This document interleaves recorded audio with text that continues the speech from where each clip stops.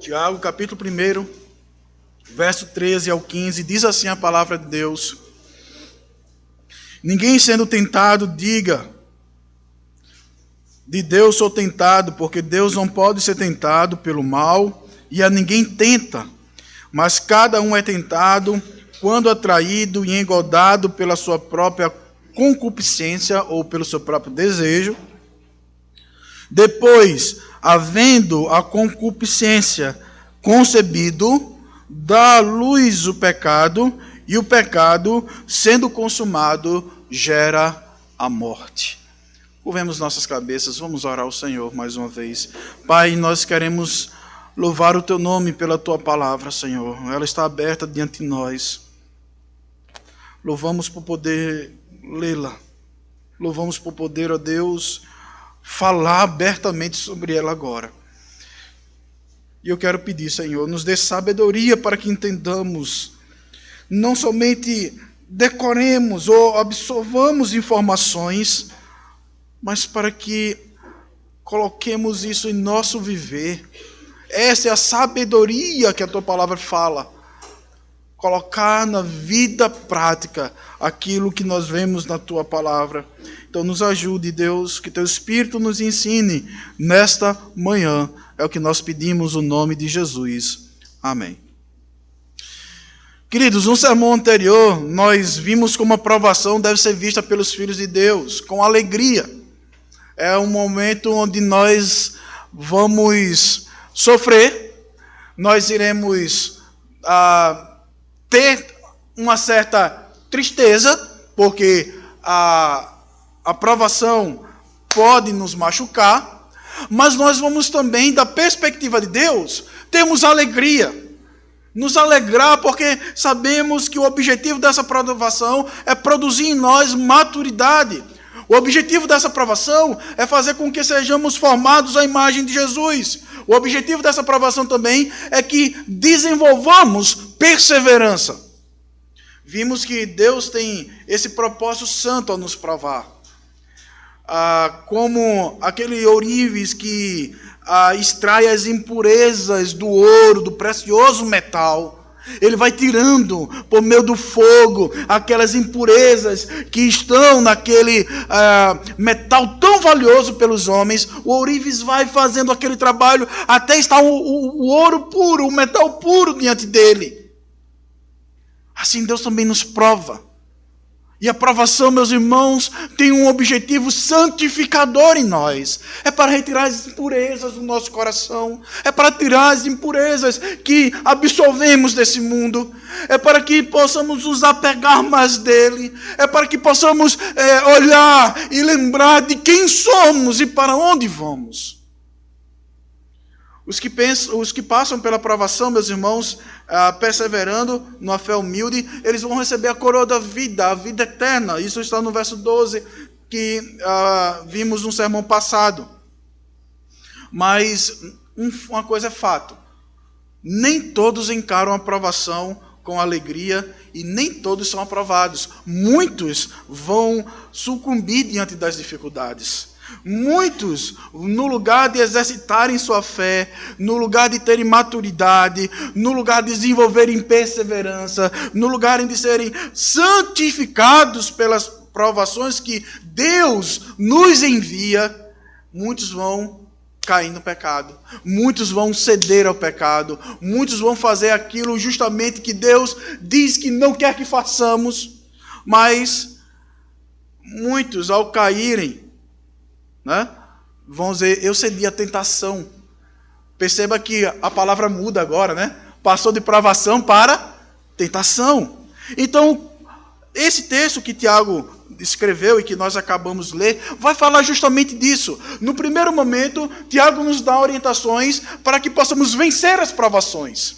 Mas agora ele está falando porque as pessoas caem diante das provações, porque elas não perseveram, porque muitas pessoas vão cair no pecado, porque muitas pessoas vão fracassar no teste, porque muitas pessoas vão ser reprovadas. Não vão chegar no final e dizer, está aprovado, pode passar. Vão ser reprovadas. Por que isso acontece? Então, diante disso, eu gostaria de meditar sobre o tema a origem da tentação e do pecado, compreendendo esta dinâmica no nosso coração. Como é que surge o pecado no nosso coração? O que é a tentação? Como isso funciona dentro de nós? Por que muitas vezes nós somos reprovados diante dos testes que Deus nos envia para o nosso bem? E nós devemos observar com atenção algumas verdades. São profundas, são verdades reveladas e que vão trazer esperança para nós. Primeiro, meus queridos, Tiago começa a nos mostrar o seguinte: quando ele vai falar aqui do fracasso humano, a primeira coisa que Tiago vai mostrar, quando você fracassar na provação, quando você cair no teste, quando você for reprovado, quando você não conseguir êxito na provação que sobreveio sobre você em sua vida, a primeira coisa que você tem que entender é: Deus não é culpado disto. E Tiago, ele inicia essa exortação mostrando para nós isso no versículo 13. Ele diz: ninguém sendo tentado diga, de Deus sou tentado, porque Deus não pode ser tentado pelo mal e a ninguém tenta.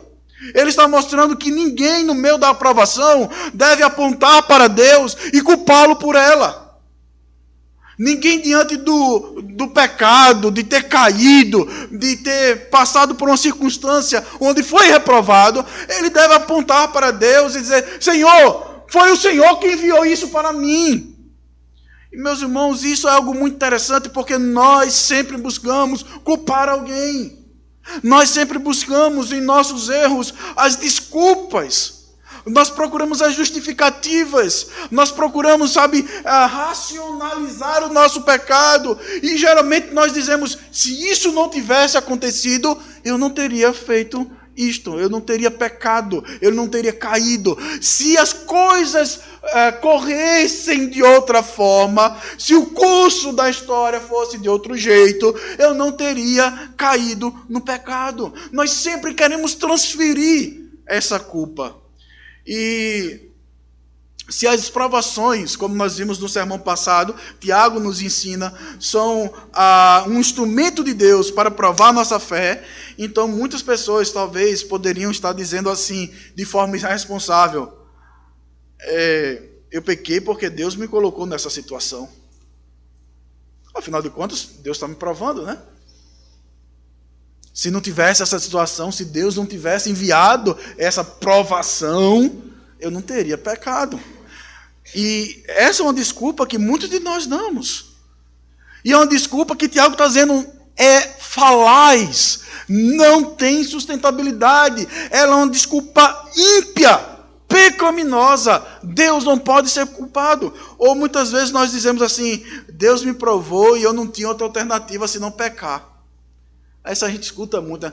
Mas naquela situação não tinha outra coisa para fazer senão pecar.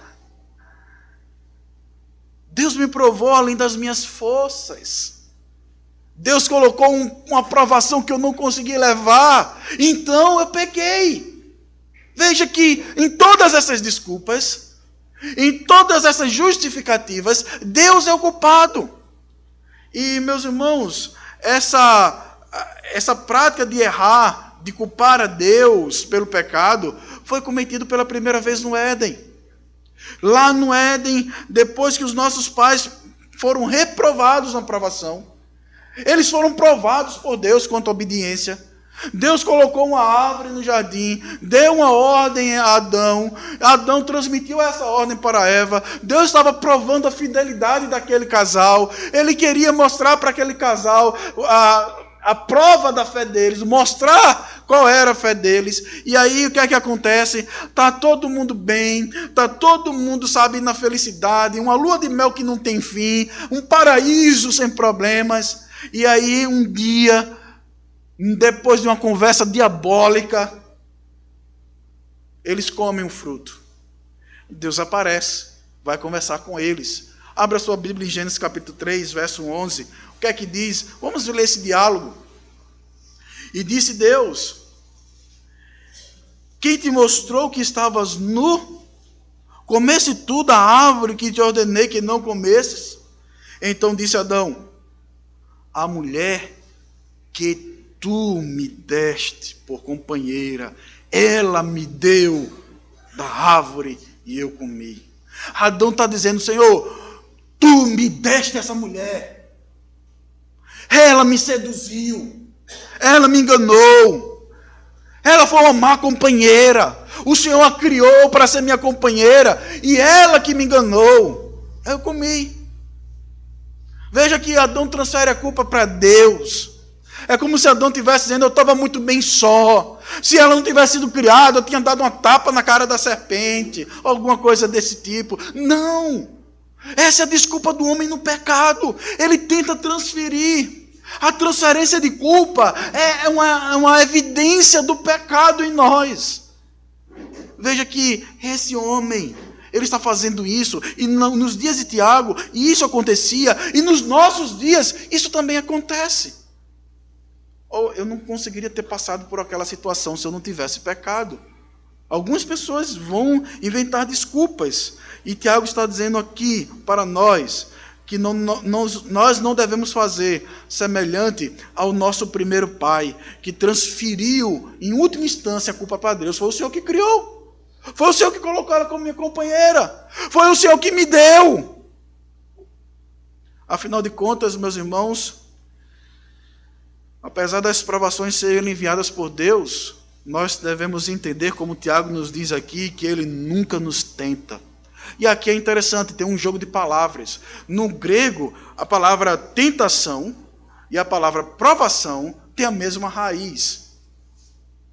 E muitas vezes elas são usadas de forma a serem sinônimas ou intercambiáveis, como nós chamamos. Elas têm significados iguais. Elas podem ser substituídas uma pela outra. Semelhante a 6 e meia dúzia. Né? Podemos usar os dois termos. Comprei 6 laranjas ou meia dúzia de laranjas. Elas podem ser substituídas de forma equivalente. E aqui essa palavra tentação é semelhante àquela palavra que aparece no versículo 12. Bem-aventurado o homem que suporta a provação. Veja que houve uma mudança de significado, embora a palavra seja a mesma. O que Tiago está querendo nos dizer, meus irmãos, é que Deus nunca nos tenta. Ele nos prova. Na verdade, a tentação é algo que nós vamos ver lá na frente que não tem nada a ver com Deus. Tem um outro cara aí culpado por isso. Existe um culpado sim pela tentação, mas não é Deus. Por que não pode ser Deus? Porque em primeiro lugar, meus irmãos, Deus não pode ser responsável porque Ele é santo e Ele não é tentado. Veja o que é que Tiago diz. Ninguém ao ser tentado diga de Deus sou tentado, porque Deus não pode ser tentado pelo mal. Ele é santíssimo, o mal não o afeta, o mal não o manipula, o mal não mancha, o mal não possui Deus, Deus não tem em si mal algum, por isso Ele não pode nos tentar, por isso Ele não pode nos induzir ao pecado, por isso Ele não pode nos colocar numa prova para que caiamos nela e sejamos reprovados. Em segundo lugar, nós não podemos afirmar que Deus é o responsável pelo nosso pecado, porque Deus nos prova sempre para que sejamos aprovados, como eu já falei. Nunca Deus nos colocará numa situação para que sejamos reprovados. Nunca Ele vai colocar algo que você não possa levar.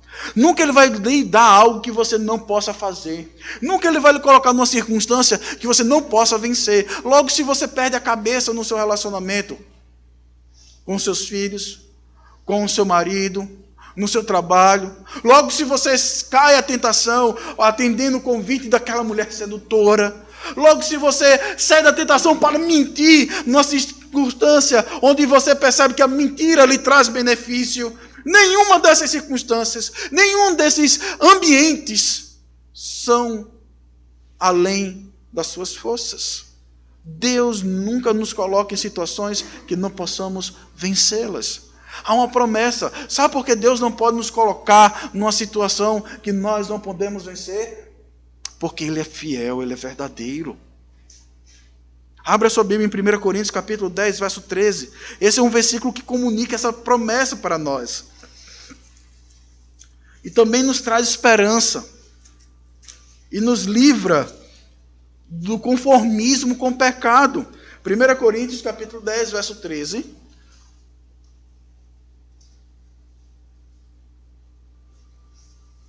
Quem já fez aconselhamento bíblico aqui na igreja, todos conhecem esse versículo e todos já leram um livreto de Jay Adams, que é Cristo e seus problemas.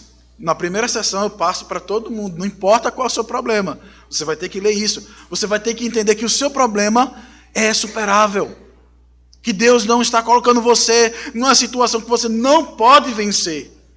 Veja o que é que diz: não veio sobre vós provação, senão humana, mas fiel é Deus, que não vos deixará ser provado acima do que podeis. Antes, com a provação, dará também um escape para que possais suportar. Temos verdades aqui lindas para nós. Não importa qual é o seu pecado. Ah, pastor, eu sou assim.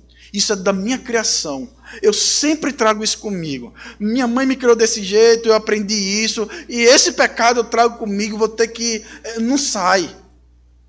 Meu irmão, nem sessão de descarrego tira, né? Aí, não vá para isso não, viu, gente? Eu estou aqui descontraindo, viu? Esse negócio aí é um negócio diabólico que esse pessoal faz. Nada tira isso. Meu irmão, reprograme sua mente biblicamente. Biblicamente falando, nós temos que dizer: Senhor, é isto que eu estou passando, este pecado que eu tenho enfrentado, esta provação que eu tenho passado, não está além das minhas forças. Deus diz: Deus não vai enviar para você uma provação que não seja humana, não é além da sua capacidade. Pastor, minha esposa vai me deixar, minha vida acabou. Não é o fim. Pastor, meu filho está nas drogas, minha vida acabou. Não! Deus não permitirá que você esteja em nenhuma provação que seja além das suas forças. Por quê? Porque Ele é fiel. Diz aqui: mais fiel é Deus.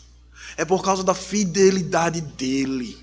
É porque Ele é verdadeiro e santíssimo. É porque Ele não é manipulado pelo mal, que Ele não vai permitir que você seja colocado numa situação que você não pode vencer. E mais, diz que juntamente com a provação, Ele vai prover um escape para você. Ele vai prover um meio. Ele vai prover aquela saída que você talvez vai ver assim no final, quando você pensa que está tudo perdido, tem aquela saída. É a saída de Deus. Por isso que Tiago disse: se alguém precisa de fé, peça a Deus. Sabedoria, peça a Deus. Deus vai te dar a direção. Ele tem na palavra dele. Ele tem revelado aqui para mim, para você, as saídas que Ele tem para o nosso pecado. Então, queridos, diante da provação, a primeira coisa: se você for reprovado, não culpe Deus. Isso é pecado. Isso é grave. Você está afrontando o caráter de Deus. Você está manchando a santidade dEle. Você está dizendo que Ele não é santo o suficiente. Você está dizendo que Ele agiu de forma maligna na sua vida. Você está dizendo que Ele foi mal para com você. E Ele não faz isso. Pelo contrário, as Escrituras nos ensinam: todas as coisas cooperam juntamente para o bem daqueles que amam a Deus, que são chamados segundo o seu propósito. Romanos 8, 28. Então, lembre disso. Então, existe uma diferença entre tentação e provação. Qual é a diferença? Na provação, Deus nos envia situações difíceis. Deus nos faz um teste para que sejamos aprovados, aperfeiçoados e levados à maturidade e ao crescimento na fé. Deus está nos colocando numa situação que podemos enfrentar e vencê-la. Já a tentação, é o oposto. São situações onde o pecado vai ser consumado e gerado, e você não é formado à imagem de Deus. A tentação nos afasta de Deus. A tentação não nos leva à santidade. A tentação nos leva ao pecado. E isso não vem de Deus. Eu vou explicar melhor para vocês agora nesse segundo ponto. Quando a gente entender quem é o culpado pela tentação e quem é o culpado pelo pecado. Vamos achar agora esse réu e vamos sentenciá-lo e condená-lo agora. Verso 14 e 15. Quem é o culpado do pecado? Quem é o culpado da tentação? Tiago diz: mas cada um é tentado quando atraído e engodado pelo seu próprio desejo. Depois, havendo o desejo concebido, dá à luz o pecado, e o pecado, sendo consumado, gera a morte. Bem, se você não entendeu direitinho, olhe no espelho e você vai ver quem é o culpado pelo seu pecado. Parece com você? Não, é você. Você é o culpado. E meus irmãos, isso é gritante. Você é réu. Eu sou réu. E as provações enviadas por Deus podem se tornar uma tentação maligna e pecaminosa. Não por causa de Deus, mas por causa do seu desejo e do seu coração. Um exemplo. Você está numa situação onde alguém passa e faz justamente algo que lhe desagrada. Deus envia essa situação difícil para lhe provar. Existe uma forma bíblica de responder. Deus quer levar você à maturidade. Deus quer levar você a respostas bíblicas. Deus quer levar você a se conformar à imagem de Jesus. Deus talvez está querendo exercitar em você a ira justa. Existe uma ira justa, certo? Existe uma forma de se irar justamente. Na verdade, o nosso Deus é o ser mais irado desse mundo. Presta atenção nisso. O Salmo diz que ele se ira todos os dias, mas ele não peca.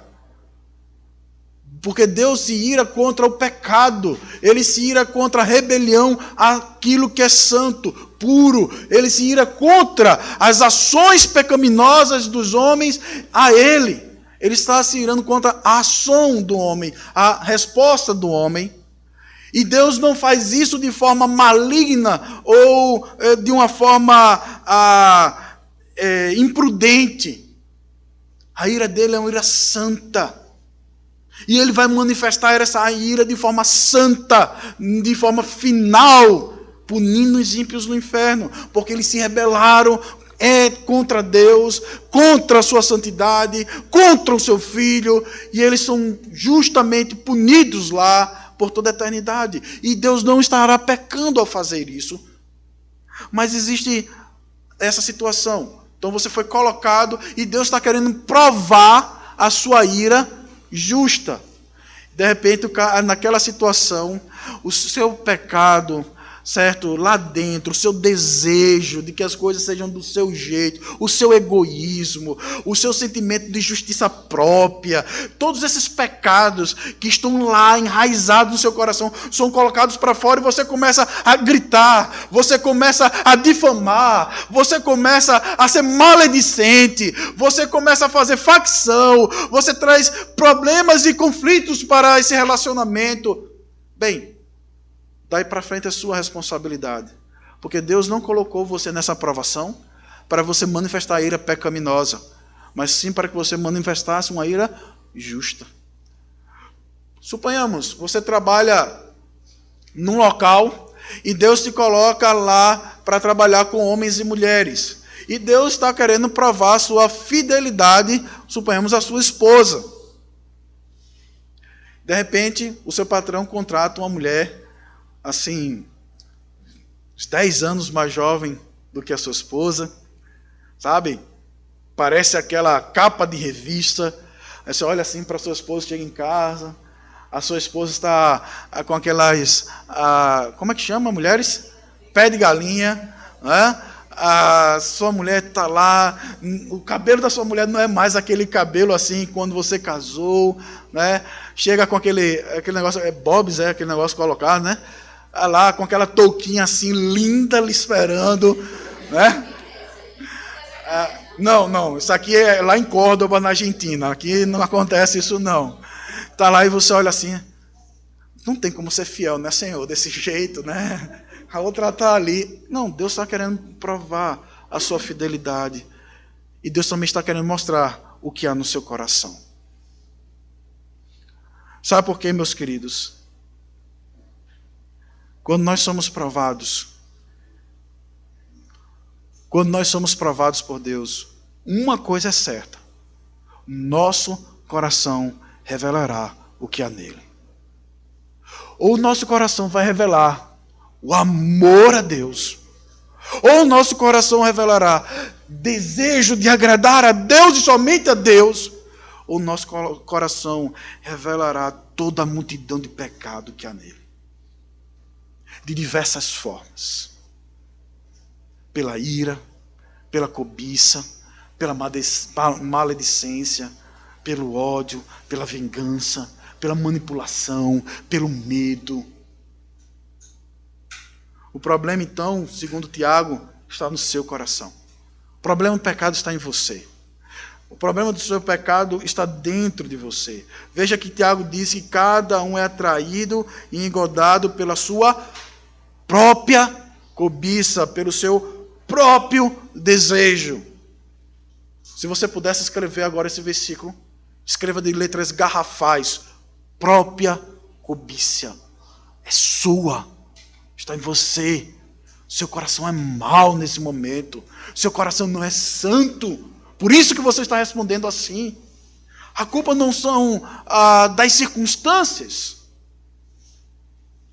A culpa é exclusivamente sua. Veja que Tiago usa uma figura aqui no versículo 14, uma figura de um peixe sendo fisgado. As palavras usadas aqui no versículo 14, no grego, elas são usadas na pescaria. É a ideia de que alguém daquele peixe que foi fisgado, porque ele foi atraído pela isca, a isca o atraiu, ele desejou aquela isca, e ele vai lá pegar, só que quando ele vai até aquela isca, ela o fisga e o tira do seu habitat de segurança, para que ele seja agora engodado, para que ele seja engodado pela sua própria cobiça, o seu próprio desejo. Quando um pescador joga a isca lá, eu acho interessante, né? Eu não tenho paciência para assistir aqueles filmes aqueles programas de pescaria. Irmão Cícero tem, e ele gosta. Eu quero ir pescar com ele, assistir seriado de pescaria, eu não tenho paciência não. Aí o cara, faz 3 horas que eu estou tentando aqui, tá? Né? Meu Deus do céu, 3 horas esperando um peixe. E o que me deixa mais chateado é que ele pesca, depois devolve, eu disse, pronto. Vamos assar, né? Vamos comer. Mas o que é que acontece? Aí tem uma hora que ele está lá. Tem peixe na água, meu irmão. Mas ele não fisga. Tem peixe lá dentro. Mas ele não vai fisgar a isca.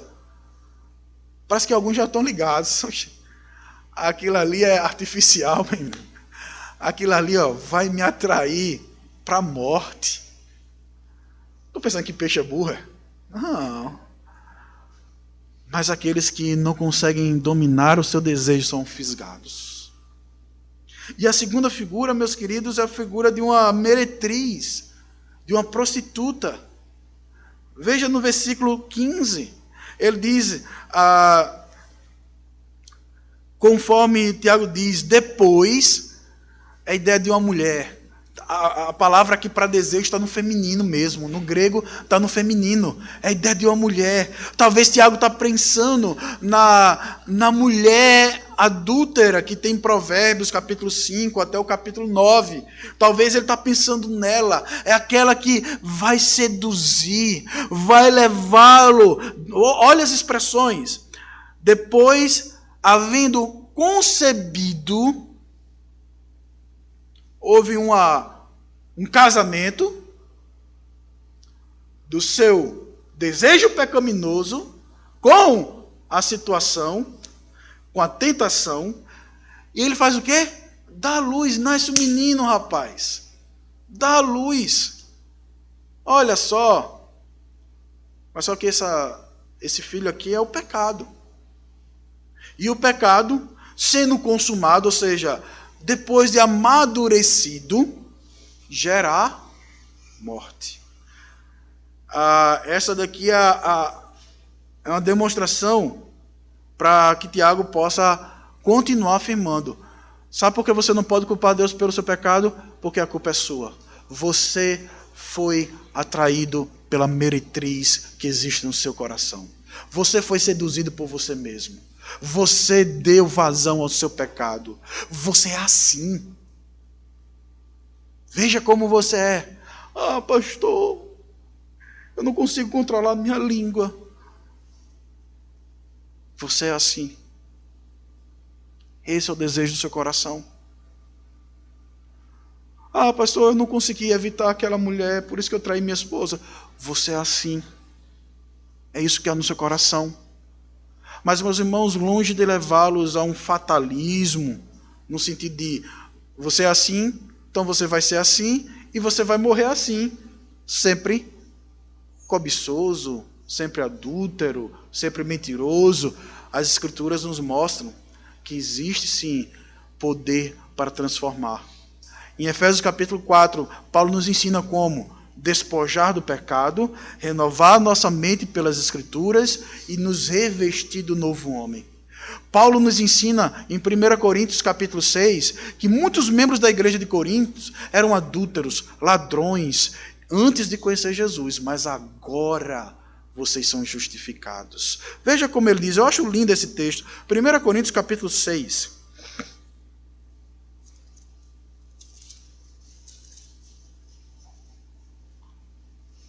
Versículo 9 a 11. Paulo diz assim: não sabeis que os injustos não hão de herdar o reino de Deus? Não erreis, nem os devassos. Vamos ver alguns pecadinhos que talvez tenha no seu coração também. Nem os devassos, nem os idólatras, nem os adúlteros, nem os efeminados, nem os sodomitas, aqui são os homossexuais, nem os ladrões, nem os avarentos, nem os beberrões, nem os maldizentes, nem os roubadores herdarão o reino de Deus. Olha só, nenhum desses vai herdar o reino de Deus. Mas o que me chama a atenção é o verso 11. Diz assim: e é o que alguns de vocês foram no passado. Vocês não são mais. Existe esperança no Evangelho. Os pecados não têm poder para escravizar os filhos de Deus. Você pode até ceder à tentação e cair no pecado, mas ele não tem mais poder para lhe escravizar. Você tem o Espírito Santo para lhe conduzir, parte da confissão, do arrependimento e da mudança de vida. Por isso que ele diz, vocês foram, mas vocês também foram lavados, vocês foram santificados, vocês foram justificados no nome do Senhor Jesus Cristo e pelo Espírito do nosso Deus. Vocês não são mais. Muitos deles eram adúlteros, deixaram de ser, passaram a ser fiéis às suas mulheres. Muitos deles eram homossexuais, deixaram de ser, passaram a ser agora homens e mulheres de verdade. Muitos eram ladrões, passaram a ser trabalhadores e generosos. Muitos deles eram maldizentes, passaram a proferir palavras santas com seus lábios e que edificavam os outros. Eles mudaram pelo poder do Espírito. Então, meus irmãos, apesar da culpa do pecado ser sua, isso não lhe fada a viver pecando, porque Deus tem poder para transformar o seu coração. Dando continuidade, então você não pode, né, dar o problema do pecado a Deus ou às circunstâncias, mas somente a você. E é interessante, meus irmãos, notar aqui outra coisa errada. O capeta me tentou, por isso eu pequei. Vocês percebem que essa desculpa não serve para Tiago? Nesses versículos, o diabo não é citado aqui. Tiago não cita o diabo aqui. Não estou negando que ele seja mau e que ele só planeje o mal. Ou seja, eu não estou negando que ele não é bom e que ele só planeja coisas ruins, malignas. Ele realmente é mau e planeja o mal. Ele realmente quer a nossa queda. A Bíblia fala que ele é o tentador, é o que talvez vai lançar muitas vezes a dúvida no seu coração. Ele talvez vai usar do mundo para lhe tentar. Mas deixa eu dizer uma coisa para você. O resultado final é culpa sua. O resultado final é sua responsabilidade. O diabo é um ser espiritual que trabalha para contribuir para a nossa queda. No entanto, o pai do pecado é você. O pai do seu pecado é você. Foi você que engravidou a sua própria cobiça.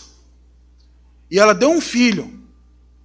E pode fazer o teste de DNA. É seu. Você é o pai. É a sua cara. Continuando, meus irmãos, a terceira verdade nesse sermão, nessa porção que nós acabamos de ler, no versículo 15. Que a primeira que pessoas fracassam não por causa de Deus. Deus não é culpado pelo pecado. Pessoas fracassam porque o pecado revela o que está no coração delas. O grande culpado pelo pecado é você. É o seu desejo. É a maldade do seu coração. Então, quando você se vê num pecado irado, quando você se vê, por exemplo, uma esposa que não é submissa ao marido, ou quando você vê um marido que não é fiel à sua esposa, ou quando você vê filhos que se rebelam contra o pai, você deve olhar para eles assim, é isso que há no coração dele. Mas aí o que a gente vai? Vai jogar a pessoa fora? Se ele está em Cristo, nós devemos lembrar, ele tem esperança. Ele pode mudar. Se ele não está em Cristo, nós precisamos dizer, Senhor, vivifique-o. Porque ele é assim como ele pecou. Nós temos a esperança em Cristo Jesus. Nós precisamos então orar, instruir. E você, no meio do seu pecado, deve confessar a Deus e encontrar o escape na palavra de Deus, o que Deus deseja que eu faça, como Ele quer que eu responda. É isso que nós devemos fazer. Eu não sou perfeito. Eu tenho, muitas vezes, em algumas circunstâncias, sido reprovado.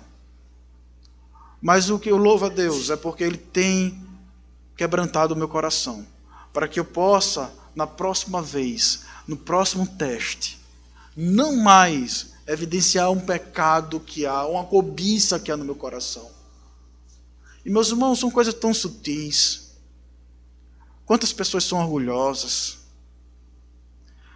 Nós pensamos em pecado somente em adultério, né?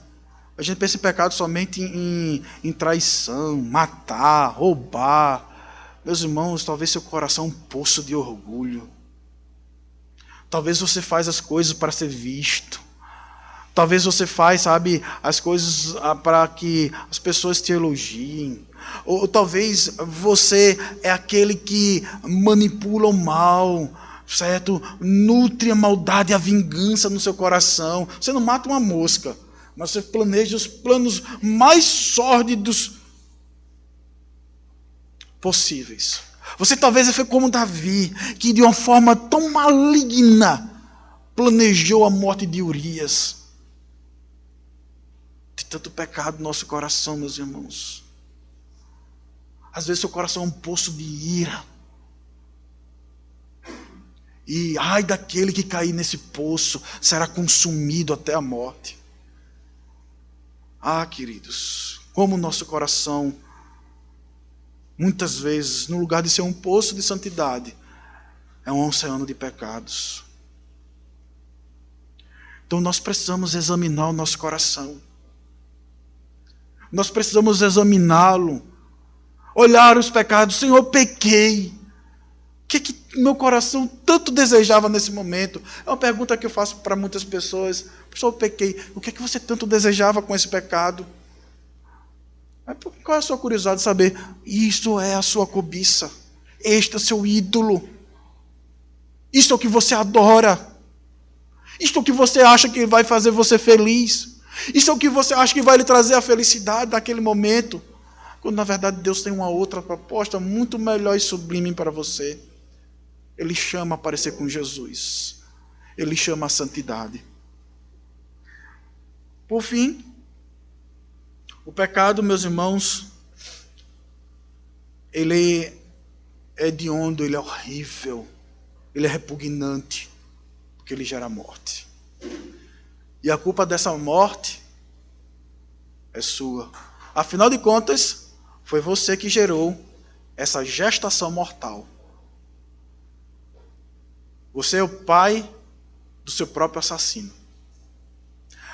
Algumas pessoas acompanharam aquele caso de uma mulher, uma menina chamada Suzanne von Richthofen, né? Ela matou o próprio pai. Quando o pai teve aquela menina bonitinha, né, descendente de alemão, e lá, classe média alta, aquela coisa toda, eu garanto que os pais dela nunca olharam e disseram assim: vai nos matar um dia, que coisa linda. Nunca eles pensaram nisso. Só que quando você cede a sua cobiça, saiba, esse filho vai me matar. Porque é essa figura. É alguém que tem um filho, gera, esse filho cresce, depois esse filho mata o seu próprio genitor. É essa ideia que Tiago nos traz. Ele, depois de concebido e depois de amadurecido, ele vai trazer a morte. Vai trazer a morte para você. Então, quando você cede ao pecado, meu irmão, minha irmã, lembre do seguinte: você está procurando sua própria morte. No lugar do prazer, você encontrará a morte no final. E não vai estar lá. Descanse em paz. Não vai ter lá na sua lápide isso. Mas vai estar lá, foi assassinado pelo seu próprio filho. A cobiça. Lembre, a tentação, quando ela é alimentada, ela vai gerar a morte que há no seu coração. Está lá dentro de você. Mais uma vez parece que Tiago pensa naquela mulher, a mulher adúltera. Vá, por favor, lá para Provérbios. Vamos ver como é essa mulher adúltera. Provérbios capítulo 9, verso 18. E se você quiser ler e conhecer mais, lê Provérbios capítulo 5 até o capítulo 9. Mas diz assim: quem é simples, volte para cá. É ela falando. É a meretriz, é a prostituta que fala isso. Quem é simples, volte-se para cá. E os faltos de entendimento, ela diz: as águas roubadas são doces, e o pão tomado às escondidas é agradável. Ou seja, roubar, tomar coisas ilícitas, isso é bom. O pecado é prazeroso, é isso que ela vai dizer. Mas não sabem que ali estão os mortos. E os seus convidados nas profundezas do inferno. A palavra inferno aqui é Sheol. É o mundo dos mortos, é para onde os mortos vão. Ou seja, quem atende ao convite dessa meretriz, quem atende o convite enganoso dessa prostituta, quem se deita na sua cama, vai parar onde os mortos estão. E é isso que Tiago talvez tenha na sua mente. Ele gera morte, não vida. Mas veja o contraste. No livro de Provérbios, existe uma outra mulher, a sabedoria. Lembra o que foi que ele falou no versículo 5? Se alguém tem falta de sabedoria. Lá no livro de Provérbios também a sabedoria é personificada como uma mulher. E veja o que aqui diz no versículo 8 de Provérbios, verso 35. O que essa outra mulher diz? Porque o que me achar, achará a vida e alcançará o favor do Senhor. Provavelmente Tiago está querendo fazer aqui agora, meus irmãos, um contraste. Sabe por que você cai? Porque você abraçou a mulher errada. Você abraçou a cobiça no lugar de ter pedido a Deus a sabedoria. Você abraçou o seu próprio desejo e o seu próprio coração no lugar de desejar ardentemente a transformação e a sabedoria de Deus. Se os que passam fielmente pela provação têm como recompensa a coroa da vida, como diz no versículo 12, os que cedem à tentação, seguindo os seus impulsos pecaminosos, têm como fruto a morte. É isso, ele quer fazer um contraste. O pecado é sedutor, meus irmãos, mas ele é mortal. Cuidado com os desejos do seu coração. O profeta Jeremias falou, enganoso é o coração, mais do que todas as coisas, e perverso, quem o conhecerá? Então, muito cuidado por andar. Por isso que Tiago diz, peça sabedoria. Não deixe se guiar pelos seus sentimentos. E eu costumo dizer às pessoas, quando estão optando pelo pecado, com base nos seus sentimentos, com base no seu sentimentalismo, e algumas pessoas podem até apelar para a sinceridade disso, eu estou sendo sincero. Eu olho para essas pessoas e digo com muito amor e respeito, não duvido da sua sinceridade, mas creio que você está sinceramente enganado. Você está sendo sinceramente enganado. É igual um menino que passou num programa policial. Você matou aquela pessoa, matei. Está arrependido? Não. Ele está sendo sincero. Ele não está sendo mentiroso. Você está arrependido de ter matado aquele homem? Não, não estou. Olha a sinceridade. Vamos inocentá-lo pela sua sinceridade? Vamos aceitar agora o seu homicídio pela sua sinceridade? Não, nenhum de nós é louco de fazer isso. Como também, quando seu coração sinceramente lhe convidar para o pecado, não aceite. Isso é loucura. Você vai para o Sheol. Você vai para a morte. Seu coração é enganoso. Por isso Tiago diz, peça sabedoria. Irmãos, devemos constantemente orar por sabedoria, irmãos. Oração. Tiago foi conhecido, eu disse para vocês, como um joelho de camelo, de tanto orar. Meus irmãos, oração. Oração. Sabedoria não vem do seu coração, ela vem do alto, Deus. Algumas implicações para concluirmos. Primeiro, na sua provação, lembre, Deus é santíssimo e nos prova para o nosso bem, para que sejamos mais parecidos com o seu Filho. Deus também nunca vai nos provar além das nossas forças. Então, se você caiu no pecado, não culpe Deus. E se você está passando por uma provação agora difícil, deixa eu dizer uma coisa para você, se alegre, Deus quer a sua provação e Ele tem tudo o que você precisa para passar por ela. Deus tem tudo o que você precisa para que você seja aprovado. Ele é um excelente professor. Será que você é um bom aluno? No lugar de culpar a Deus, devemos pedir que Ele guarde o nosso coração de cair em tentação. Jesus ensinou isso na oração do Pai Nosso. Segunda implicação, a tentação é fruto do coração pecaminoso e idólatra. Isso mostra a sua idolatria, meu irmão. Isso mostra quem você ama. Seu coração, quando cede à tentação, você está dizendo, eu não confio plenamente em Deus. Eu não confio que Ele tem um escape. Eu não confio que Ele é fiel. Eu não confio que a forma dele vai me trazer mais alegria do que essa forma do pecado. É isso que eu e você dizemos. É essa a nossa atitude. Pastor, eu não faço. Faz, Tiago está dizendo isso. É isso que você faz. Quando nós escolhemos o pecado, nós estamos dizendo não para Deus. Estamos adorando um outro Deus. A nossa cobiça.